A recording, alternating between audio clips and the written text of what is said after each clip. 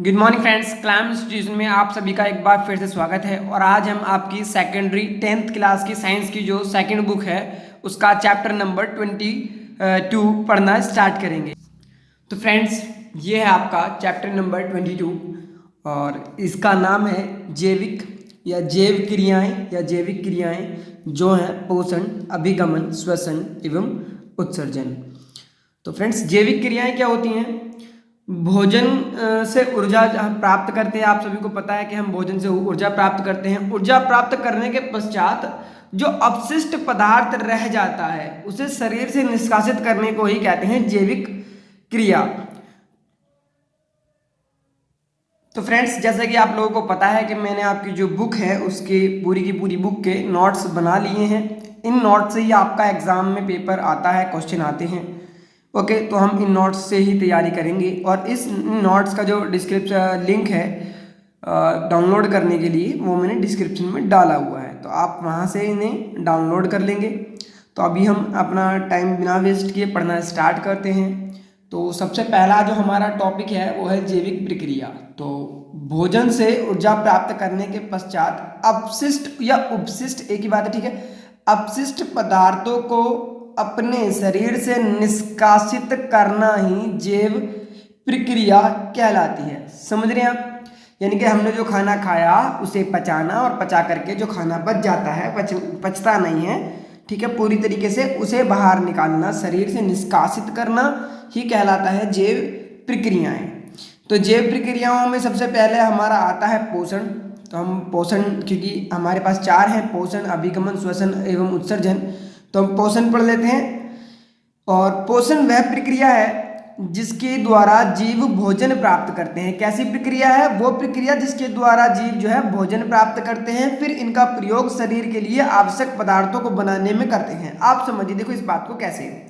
Actual में हम जो खाना खाते हैं और जो खाना हमारे शरीर को चाहिए होता है वो अलग है। हमारे शरीर को विटामिन, मिनरल्स और जो लवण है, पोषक तत्व हैं और ग्लूकोज है, स्पेशली ग्लूकोज हमें चाहिए होता है हमारे शरीर को। बट हम क्या खाते हैं? रोटी, दाल, सब्जी और बर्गर, आइसक्रीम वगैरह, ये सारी चीज़ें हम खाते हैं। तो उन्हें खाने के बाद उन चीज़ों में कैसे बदला जाता है? प्रोटीन में, मिनरल में। तो वो सारा का सारा जो तरीका है वो कहलाता है पोषण। पोषण जो है आपका, पोषण होते हैं, पोषण के कुछ प्रकार होते हैं। पोषण दो प्रकार का होता है, एक होता है स्वपोषी, एक होता है विषमपोषी। अब हम स्वपोषी पोषण के बारे में थोड़ा सा पढ़ लेते हैं। स्वपोषी क्या होता है? हरे पौधे या शैवाल, शैवाल यानी कि जो काई आपने देखी होगी, जिसे एल्गी बोलते हैं, इंग्लिश में एल्गी बोलते हैं, हिंदी में काई। तो जो पानी, जहाँ पर पानी इकट्ठा होता है अधिकतर, तो उस जगह पर काई लग जाती है हरे हरे कलर की, ठीक है, उस काई को ही शैवाल कहते हैं।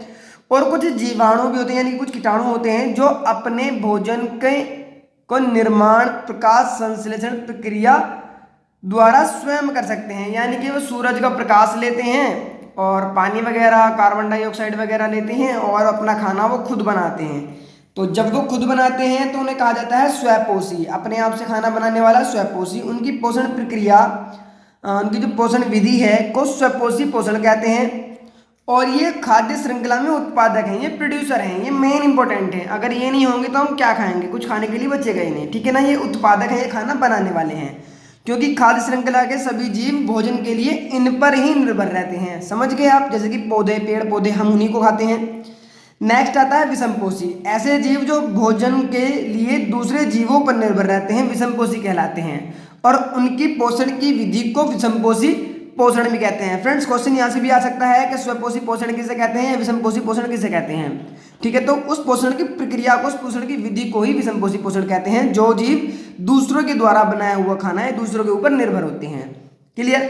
अब जो विषमपोषी पोषण है वो होता है आपका 3 टाइप्स का।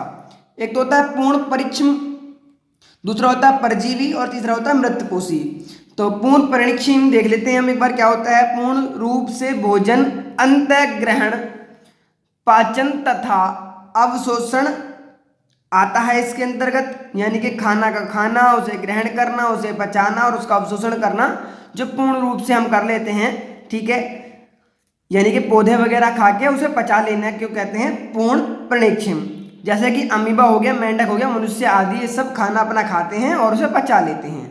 बट कुछ जीव ऐसे होते हैं जो परजीवी होते हैं, परजीवी पोषण करते हैं। ये कैसे जीव होते हैं? ये जीव जो किसी दूसरे जीव के शरीर के ऊपर या अंदर रहते हैं, उन्हीं से अपना भोजन प्राप्त करते हैं, परजीवी कहलाते हैं। दूसरों के ऊपर रहते हैं और उन्हीं से अपना भोजन प्राप्त करते हैं, तथा पोषण परजीवी पोषण कहलाता है। इसके एग्जाम्पल आप समझिए, जैसे कि जूं है, आपके सिर में रहती है और आप ही का खून पीती है।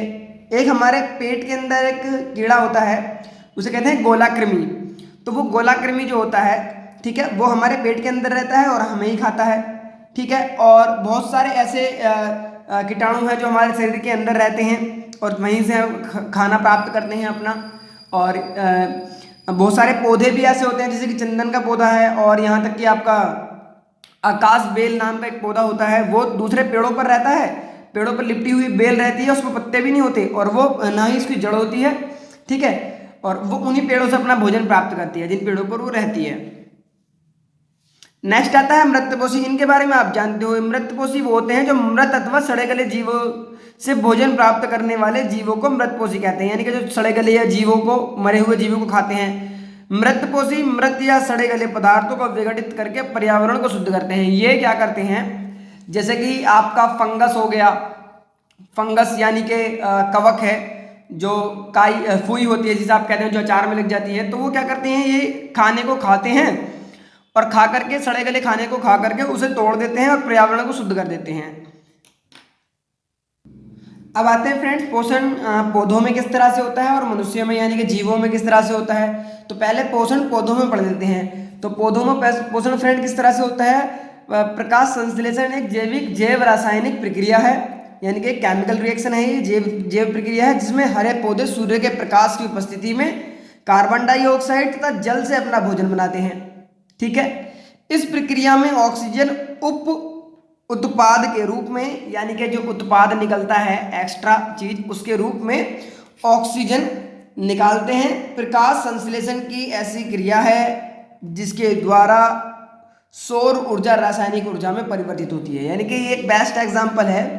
जो सौर ऊर्जा है, सूर्य का प्रकाश है, उसे डायरेक्टली केमिकल एनर्जी में कन्वर्ट करने का एकमात्र और अकेला ये एग्जाम्पल हमारे सामने फिलहाल में मौजूद है, ठीक है। तो इसकी ये जो रिएक्शन मैंने दी है, इसे भी रट लेनी है और इसके बारे में थोड़ा सा बुक से भी और पढ़ लेना है, क्योंकि ये काफ़ी इंपॉर्टेंट है और यहाँ से कई बार क्वेश्चन आते हैं, बट मैंने काफ़ी इजी लैंग्वेज में इसे लिख करके आपके लिए आसान कर दिया है। तो यहाँ पर ही ग्लूकोज, मतलब जो सभी पौधे हैं वो ग्लूकोज ही बनाते हैं, ठीक है। हम भी ग्लूकोज के लिए ही अपना भोजन विघटित करते हैं। अब आते हैं मानव शरीर के अंदर पोषण जो प्रक्रिया है। शरीर की स्वस्थ वृद्धि एवं परिवर्धन के लिए आपको ऐसा भोजन करना चाहिए जिसके द्वारा आवश्यक पोषक पदार्थों की पर्याप्त मात्रा प्राप्त हो सके। यानी कि आपको ऐसा खाना है जिससे जो आवश्यक पदार्थ हैं आपके शरीर के लिए बहुत ज़्यादा जरूरी हैं, उनकी पूरी अच्छी तरीके से मात्रा आपको मिल सके।